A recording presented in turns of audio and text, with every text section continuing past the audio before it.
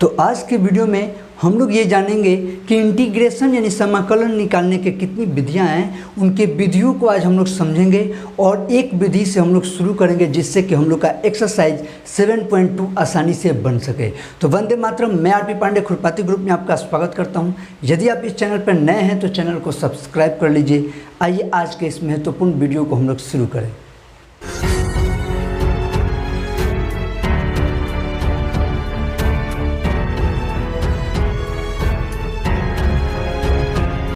तो आइए हम लोग देखते हैं। सबसे पहले हम लोग को इसमें क्या जानना है, तो मेथड्स ऑफ इंटीग्रेशन यानी समाकलन की विधियां। और ये क्यों जानना है, देखिए अभी तक जितने हम लोग क्वेश्चंस पढ़े हैं, अभी तक जो भी क्वेश्चंस हम लोग बनाए हैं वो बहुत सरल थे, बहुत ही इजी थे, वो आसानी से हम लोग डायरेक्ट बना सकते थे। लेकिन अगर आपको इस प्रकार के क्वेश्चंस मिल जाएं, जैसे कि मान लीजिए कि 2x और यहाँ पे दे दिया गया हो sin x² + 1 और इसका कहा जाए कि इसका इंटीग्रेशन आपको निकालना है, तो इसे निकालने में समस्याएं होंगी। ठीक है, डायरेक्ट जो अभी तक हम लोग पढ़े हैं उस हिसाब से निकालना ये कठिन होने लगेगा। दूसरा, अगर आपको मान लीजिए इस कैटेगरी का क्वेश्चन मिल जाए कि आपको निकालने के लिए कह दिया जाए 1/x + 1 × x + 2 dx, इसका इंटीग्रेशन निकालने को कहा जाए तो अभी तक जो हम लोग मेथड से पढ़े हैं उससे ये भी डिफ़िकल्ट होने लगेगा। अगर आपको कहा जाए कि इस प्रकार के क्वेश्चंस आपको निकालने हों, जैसे कि मान लीजिए यहाँ पे आपको दिया गया हुआ हो x² + 1 और यहाँ पे आपको दे दिया गया हो cos x या कुछ भी ऐसा dx, मान लीजिए ऐसा, तो इस प्रकार के भी क्वेश्चंस को अगर आपसे कहा जाए तो अब तक जो मेथड्स हम लोग पढ़े हैं उससे ये निकलना बहुत ही मुश्किल हो जाएगा। ठीक है, और अभी बहुत से प्रकार के क्वेश्चंस हैं जो हम लोग को अब तक जो पढ़े हैं उससे नहीं हो पाएगा। तो अब कैसे निकलेगा, तो अब हम लोग जानेंगे कुछ मेथड्स को, कुछ ऐसे मुख्य मेथड्स हैं, कुछ मुख्य विधियां हैं जिनके थ्रू हम लोग इन सब क्वेश्चनों को और आगे आने वाले जितने भी क्वेश्चंस होंगे उनको आसानी से बना सकते हैं। तो देखिए, जैसे सबसे पहला जो वो मेथड है, ये मुख्य 3 मेथड हैं। और कौन कौन मुख्य 3 विधियाँ हैं, कौन कौन, सबसे पहला जो है वो हम लोग का हो गया integration by substitution. Integration by substitution यानी कि ये क्या है, तो आपको प्रतिस्थापन द्वारा समाकलन निकालने को सीखना है। इसमें प्रतिस्थापन द्वारा समाकलन, प्रतिस्थापन द्वारा समाकलन यानी कि इंटीग्रेशन बाय सब्स्टिट्यूशन में हम लोग जानेंगे कि कैसे हम समाकलन करेंगे, कैसे प्रतिस्थापन करके। चलिए ठीक है। दूसरा हम लोग को सीखना है इंटीग्रेशन बाय पार्शियल फ्रैक्शन।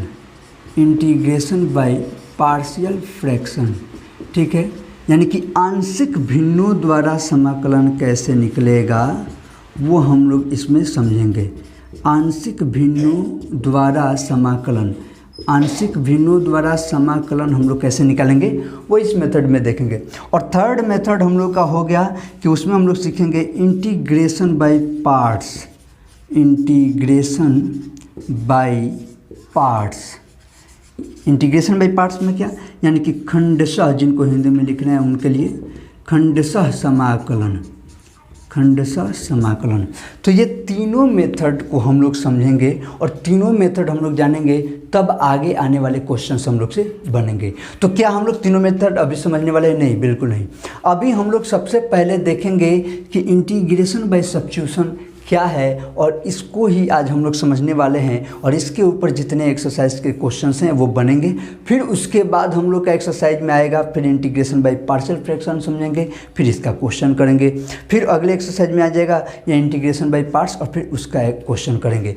वैसे देखा जाए तो ये क्वेश्चन जो जाएगा वो इसमें आ जाएगा, सेकेंड क्वेश्चन जो जाएगा वो इंटीग्रेशन बाय पार्शियल फ्रैक्शन से बनेगा और थर्ड क्वेश्चन जो आएगा वो इंटीग्रेशन बाय पार्ट्स से आराम से बन सकता है। ठीक है, तो इस तरह के अभी बहुत से क्वेश्चंस कैटेगरी आपको देखने को मिलेगा। तो आइए आज हम लोग सबसे पहले शुरू करते हैं इंटीग्रेशन बाय सब्स्टिट्यूशन कैसे बनता है और इसको में क्या होता है। जो भी आपको नोट करना है वीडियो को पॉज करिए, इसमें से लिख लीजिए, फिर हम लोग आगे बात करते हैं।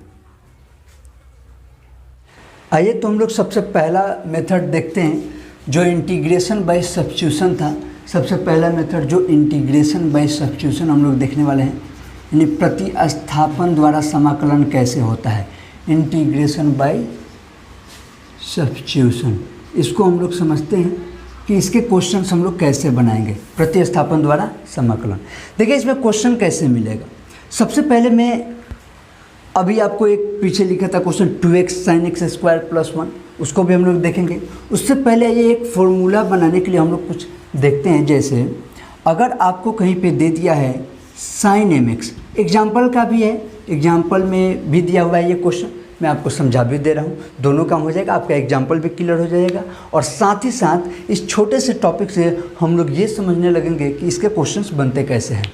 जैसे इससे पीछे इस तरह का जो भी होता था उसमें आपको जैसे ई के पावर वाला भी आया था जो, तो वो आप डायरेक्ट नहीं निकाल सकते थे, लेकिन अब यहाँ से आपको डायरेक्ट बनाने आराम से आ जाएगा। करना क्या है, तो क्वेश्चन है sin mx का इंटीग्रेशन निकालना है।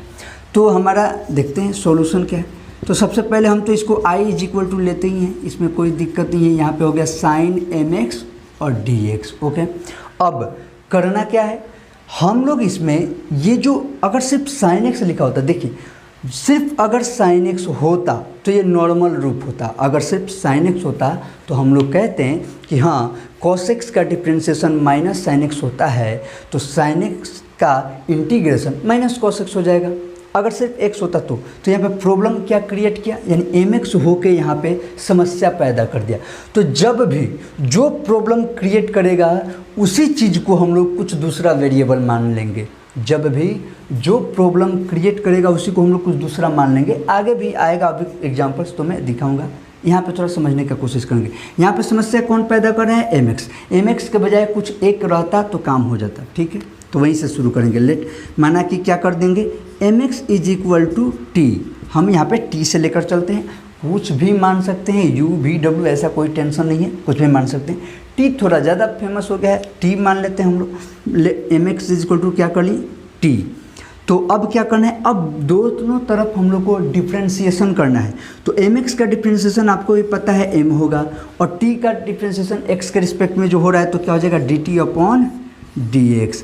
क्या हम लोग इतने पे छोड़ेंगे, नहीं, अभी हम लोग इतने पे नहीं छोड़ेंगे। यहाँ पे हमें क्या करना है, इस dx को इधर लाना है और इसको उधर, यानी t के रिस्पेक्ट में काम करना है। तो implies that dx is equal to dt upon m। यहाँ पे इस क्वेश्चन में तो नहीं अप्लाई हो रहा है, लेकिन इसका नेक्स्ट में क्वेश्चन जब लूँगा तो ऐसे चीज़ों को मैं दो तरीके से बताऊँगा। कुछ बच्चे इस तरीके से बनाते हैं हमेशा, इस वाले में नहीं, नेक्स्ट क्वेश्चन जो आएगा हमेशा dx को इधर करेंगे, बाकी सबको उधर कर देंगे। और कुछ बच्चे जो थोड़ा सा एडवांस सोच सकते हैं वो डायरेक्ट काम करते हैं। तो मैं दोनों तरीका आगे इस्तेमाल करूँगा, ध्यान से बस आप देखते रहिए। तो यहाँ पे क्या हो गया, dx equal to dt upon m। अब हमारा काम यहाँ पे हो चुका है। मैंने इस dx, अगर ये क्यों काम हुआ, पहले मैंने यहाँ पे तो mx को t बता दिया। अब आप ही बताइए sin t और यहाँ dx, जब यहाँ पे t है तो यहाँ पे भी t का dt होना चाहिए ना, ठीक है, उसकी के रिस्पेक्ट में तो काम होना चाहिए ना। यहाँ पे dx हो गया और यहाँ पे वेरिएबल t हो तो प्रॉब्लम क्रिएट करता है। तो हम लोगों ने क्या किया, तो dx को ही बदल दिया किस में, dt के रूप में। अब देखिए हमारा आगे क्वेश्चन क्या होता है। यहाँ पे अब नेक्स्ट क्या हो गया, therefore i is equal to, हुआ क्या है, यहाँ पे साइन था तो साइन है। ओके, mx के जगह पे मैंने क्या माना था, t, तो भाई t हो गया। यहाँ पे mx के जगह पे t था तो t आ गया। मुझे उम्मीद है सबको समझ में आ रहा होगा, बहुत आराम से मैं चल रहा हूँ, ठीक है। उसके बाद dx के बदले हम लोग क्या लिखें, तो dx के बदले dt अपॉन m, तो dx के बदले हम लोगों ने लिखा dt अपॉन m।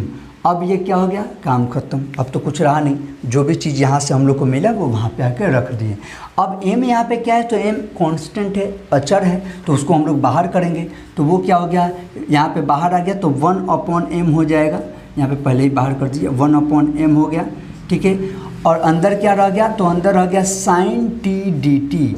आप बताओ, यहाँ पे तो 1 अपॉन m से हमें कोई दिक्कत नहीं है। sin t का सिंपल इंटीग्रेशन पूछ रहा है, इसका मतलब क्या, किसका डिफ्रेंशिएशन ये होता था। अब एक ही बार हम लोग पहुँच गए पिछले एक्सरसाइज में, यानी कि यही काम इसमें करना है कि क्वेश्चनों को कुछ मान के कुछ सब्स्टिट्यूट करके उसको पुराने फॉर्म में लेके आ जाना है।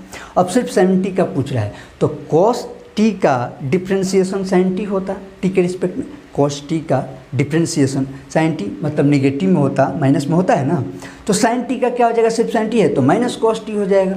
तो यहाँ पे कोई समस्या नहीं हुआ, क्या हो गया, माइनस cos t। और क्योंकि हम लोग इंटीग्रेशन जो पढ़ रहे हैं तो इसमें आपको पता है डेफिनेट इंटीग्रल हम लोग नहीं पढ़ रहे हैं, तो इसमें एक प्लस सी तो आना ही आना है। ठीक है, इसका लॉजिक पहले क्लियर है, उसमें ज़्यादा तामझाम नहीं करना है। इज इक्वल टू, ये माइनस था तो माइनस, कॉस था तो कॉस, टी के बदले क्या है, टी के बदले एम एक्स, हमें पुराने रूप में वापस आना है ना, M X upon M plus C हो गया। यही चीज़ हम लोग को अब डायरेक्ट इस तरह से हम लोग बनाएंगे। बात समझ में आया? तो ये पहला क्वेश्चन है, इसी तरह से चलेगा। अब यहाँ पे अगर cos mx होता तब भी आप ऐसे ही काम करते हैं। ठीक है, मैं और एक दूसरा एग्जांपल का ही क्वेश्चन अभी उठा रहा हूँ और उसको फिर समझा रहा हूँ जो मैं यहाँ पे लिखा था। पहले इसमें से जो आपको नोट करना है, वीडियो को पॉज करिए, लिख लीजिए, फिर आगे हम लोग बढ़ते हैं। आइए अब हम लोग देखते हैं, ये हम लोग का क्वेश्चन है 2x sin x square plus 1 dx। अब इस क्वेश्चन को हम लोग को बनाना है तो कैसे बनाएंगे? अब यहाँ पे समस्या, इसको मैं दो तरीके से आपको कुछ चीज़ों को चेंजिंग दिखाऊंगा, आपको जैसे अच्छा लगे वैसे बना सकते हैं। ठीक है, देखिए सबसे पहला काम, आपको क्या दिक्कत है, तो अगर sin x सिर्फ होता तो आप आसानी से उसका डिफ्रेंशिएशन बता सकते थे, लेकिन यहाँ पे क्या है, एक्स स्क्वायर प्लस 1 दे दिया है, तो जो प्रॉब्लम क्रिएट करेगा उसी को हम लोग t मान लेंगे। तो देखिए let X square plus 1 is equal to T. ठीक है, ये t हो गया, तो इम्प्लाइज दैट अब क्या करना होता है, तो इसका डिफ्रेंशिएशन करना होता है, दोनों तरफ डिफ्रेंशिएशन x के रिस्पेक्ट में हुआ, तो यहाँ पे हो गया 2x इज इक्वल टू, यहाँ पे हो गया dt अपॉन dx। आपको एक बात का ध्यान रखना है, इसमें बेसिक जो डिफ्रेंशिएशन का रूल है वो आपको आना चाहिए, तो यहाँ पे आपको कोई समस्या नहीं होगा, क्योंकि बहुत सिंपल डिफ्रेंशिएशन है। अब यहाँ से दो रास्ते चलते हैं, वही मैं आपको समझा रहा हूँ, आप जो मन करेगा वैसे चलिएगा। मैं एक बार बना देता हूँ, फिर दूसरे रास्ते से एक बार बना दूंगा। ठीक है, अब कुछ बच्चा एकदम बेसिक है, कुछ नहीं पता है, आपको कुछ नहीं आता है, तो एक ही बात ध्यान रखें, हमेशा dx को इधर लाइए, बाकी जो भी चीज़ आए उसे उधर भेज दीजिए। क्या, अगर आपको कुछ समझ में नहीं आ रहा है तो सिर्फ dx को इधर लाइए, बाकी सब को उधर भेज दीजिए। ये तो पहला मेथड से चलेंगे हम लोग। तो यहाँ पे हो गया dx इज इक्वल टू क्या हो जाएगा, ये हो गया dt अपॉन 2x नीचे आ गया। ठीक है, और इसके बाद अब हम लोग आगे बढ़ेंगे, ये हम लोग को मिल गया dx का रूप। अब चलिए अब क्वेश्चन पे आते हैं, therefore i is equal to क्या हो जाएगा, तो जो है वो लिखते चलिए, 2x है तो 2x, साइन है तो साइन, एक्स स्क्वायर प्लस 1 को हम लोग t माने हैं तो t इंटू dx के बदले हम लोग को क्या आया है, dt अपॉन 2x, dx के बदले dt अपॉन 2x आया है, कोई दिक्कत नहीं होना चाहिए। dx के बदले dt अपॉन 2x आया, हमने लिख दिया। अब आप देख पा रहे होंगे कि 2x से 2x यहाँ पे कैंसिल हो गया, तो क्या बचा, तो यहाँ पे हम लोग को मिला क्या, तो यहाँ पे मिला साइन t dt, क्या मिला, साइन t dt मिला। और अब इसका हम लोग से क्या कर रहे हैं, इसका नॉर्मल इंटीग्रेशन। अब ये भी पीछे आप किए हैं, साइन t का इंटीग्रेशन क्या होता है हम लोग जानते हैं, साइन t का अब आराम से हम लोग लिख सकते हैं cos t minus cos t और प्लस c है तो c। अब इसको आगे बढ़ा के हम लोग क्या लिख सकते हैं, सिंपल। अब देखिए अब हम लोग का काम कितना आसान हो चुका है, इसको आगे बढ़ा के हम लोग क्या लिख सकते हैं, माइनस कॉस, और t के बदले क्या है, t के बदले है x square plus 1 plus c बन गया। तो ये है एक रास्ता हम लोग को आने का, आसानी से हम लोग बना सकते हैं। दूसरा क्या मेथड है, ये हो चुका है, यहाँ पे हम लोग का काम हो गया, बहुत ही सिंपल। ये तो एकदम जो बेसिक है, जिसको कुछ नहीं दिक्कत हो यहाँ पे, तो वो हमेशा जो dx हो ना उसी को इधर रखे, बाकी सबको उधर भेज दे। तो मैंने कहा था कि दूसरे तरीके से हम लोग देखेंगे, तो दूसरा क्या है, ये तो कंप्लीट हो गया, एक मेथड कंप्लीट। दूसरे तरीके से देखिए, यही क्वेश्चन यहाँ तक वही बातें रहेंगी, मैं इस लाइन के बाद की बात कर रहा हूँ, यहाँ से देखिएगा इस लाइन तक सेम आना है, और इसके बाद की बात हो रही है, यहाँ पे सेकेंड मेथड की बातें हो रही हैं, सेकेंड मेथड। ठीक है, इसी में का सेकेंड मेथड कैसे हम लोग कर सकते हैं, यहाँ तक आ गए थे। इसके बाद मैं इस 2x को यहीं पे रहने दूंगा, मैं 2x और dx दोनों को एक साथ देख पा रहा हूँ कि 2x और dx मुझे हटाना है, तो यहाँ पे मैं डायरेक्ट ऐसे लिखता, यहाँ पे हम लोग लिखते कि 2x dx is equal to dt, 2x dx is equal to dt। बात समझ में आ रहा है, ये जैसे क्वेश्चन था ऐसे ही बनाते आते हैं, यहाँ तक आते लोग। अगले लाइन में हम क्या करते हैं, इस dx को इधर लेके आते हैं और लिखते हैं 2x dx is equal to dt। यहीं से देख के हम लोग को समझना होता है। यहाँ पे क्या हो गया कि थोड़ा सा पहले से हम लोग को डिसाइड करना होगा कि 2x है और dx है, तो इसको इधर कर दिए। अब therefore i is equal to यहाँ पे क्या हो जाता है, देखिए तो i इज इक्वल टू यहाँ पे डायरेक्ट ये इंटीग्रेशन का सिंबल और उसके बाद ये 2x dx को हम लोग तो dt मान लिए हैं, तो ये है, इसको लिखे हैं साइन, और x² + 1 के बदले t है तो t, और 2x × dx के बदले dt है तो काम खत्म। बात समझ में क्या अंतर हुआ? बहुत सिंपल सा अंतर है। ये थोड़ा सा स्टैंडर्ड हो गया, मतलब यहाँ से देख के ही हम डायरेक्ट यहाँ पे काम कर दिए, और यहाँ पे क्या है कुछ नहीं समझ में रहा है किसको क्या करना है, तो सीधे dx के इक्वल किया और काट के आगे बढ़े, यानी कि ये लाइन फिर वापस आएगा और यहाँ के पास से तो ये आंसर है, ये है, तो यहाँ के पास से फिर वापस पहुँच गए। इतना ही फ़र्क है, सिर्फ जो फ़र्क है यहीं पे। आपको टेंशन नहीं लेना है, प्रैक्टिस करना है। अगर ये काम हो गया तो बहुत अच्छा है, मतलब बहुत अच्छा है। ऐसे अगर आप बना लेते हैं तो वो काटने वाला बचकाना हरकत नहीं करना पड़ेगा। और अगर इसमें प्रॉब्लम हो तो ये तो है ही, इसमें तो गलती ही नहीं होगा कभी, ठीक। तो यहाँ पे आपको जो नोट करना है अभी नोट कर लीजिए। अभी मैं और एक एग्जांपल क्लियर करूँगा ताकि आपको अच्छे से समझ में आए। देख लीजिए जो भी नोट करना है इसे। आइए अब हम लोग अपना नेक्स्ट क्वेश्चन देखते हैं, और इससे थोड़ा सा और आपका क्लियर होगा कि कैसे हम लोग को बढ़ना है। अब यहाँ पे जैसे क्वेश्चन है I = sin of tan inverse x upon 1 + x² dx। अब यहाँ पे आप हो गए कंफ्यूज, किसे t माने, कैसे चलेंगे, क्या होगा। देखिए यहाँ पे सिर्फ ये भी महत्व नहीं है कि t किसे मान लेना है, यहाँ पे ये भी ध्यान देना है कि t मानने से हो क्या रहा है। बात समझ में रहना। ऐसे ही बेढंगा टाइप से मान लीजिए कोई बच्चा उठा और 1 + x² को t मान लिया, ठीक है, 1 + x² को उसने t मान लिया, तो इससे क्या होगा, 1 + x² को t माने हैं तो इसका डिफ्रेंशिएशन 2x हो जाएगा। यहाँ पे तो दूर दूर तक कहीं 2x हमें दिखाई नहीं देता है, नहीं दे रहा है, तो यानी कि उससे कोई बेनिफिट नहीं हुआ, और ये sine of tan inverse x वैसे ही रह जाएगा, तो समस्या वहीं की वहीं रह गई। बात समझ में आ रहा है? तो क्या करेंगे, सोचिए। अगर आप tan इनवर्स x को t मान लेते हैं तो पहला प्रॉब्लम सॉल्व ये होगा कि यहाँ पे sin t लिखा जाएगा।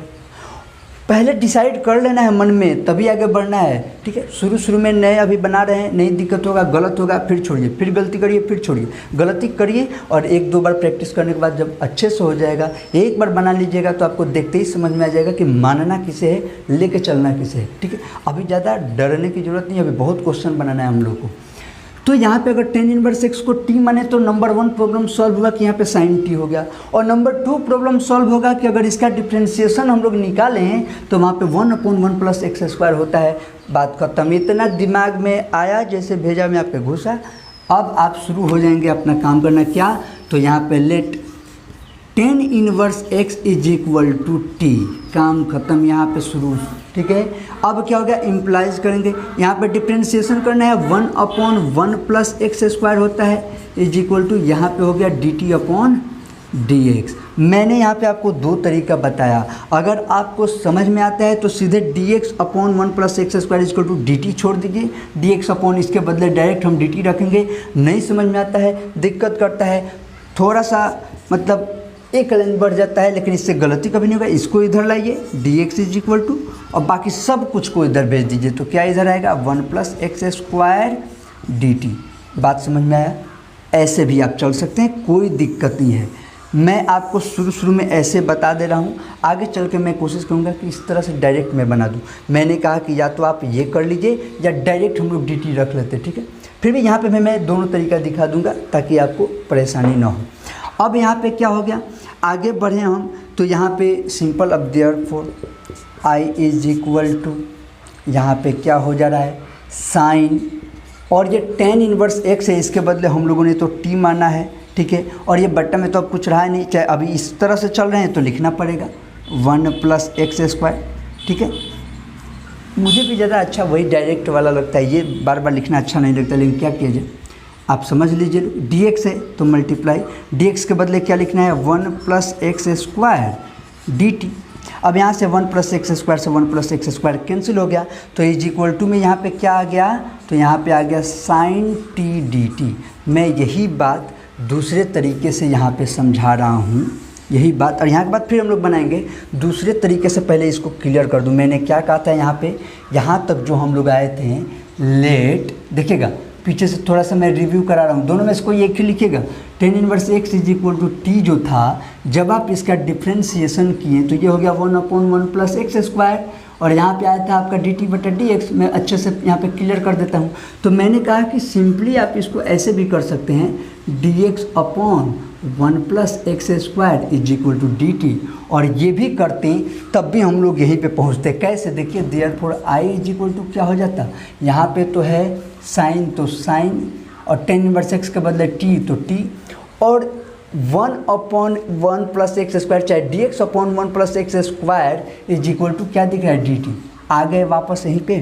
तो अब यहाँ से आपको दो बातें हैं, या तो इस रास्ते तक में आइए या फिर यहाँ से आइए, इन दोनों में से कोई एक ही लेकर चलना है। कंफ्यूज नहीं होंगे आप, ठीक है, कंफ्यूज नहीं होना है। चाहे यहाँ से यहाँ तक आइए या फिर यहाँ से यहाँ तक। ये लेट से जो है, मैं एक काम करता हूँ, इतनी चीज़ों को मैं घेर देता हूँ, ठीक है, इतनी चीज़ों को मैं घेर देता हूँ यहाँ से लेकर यहाँ तक। अब इस बक्सा में से, यानी कि इस क्वेश्चन के बाद या तो आप इस बक्से वाले को लिखिए तो इसे छोड़िएगा, और नहीं तो इस क्वेश्चन के बाद इसे लिखिएगा तो इस बक्से वाले को छोड़ दीजिएगा।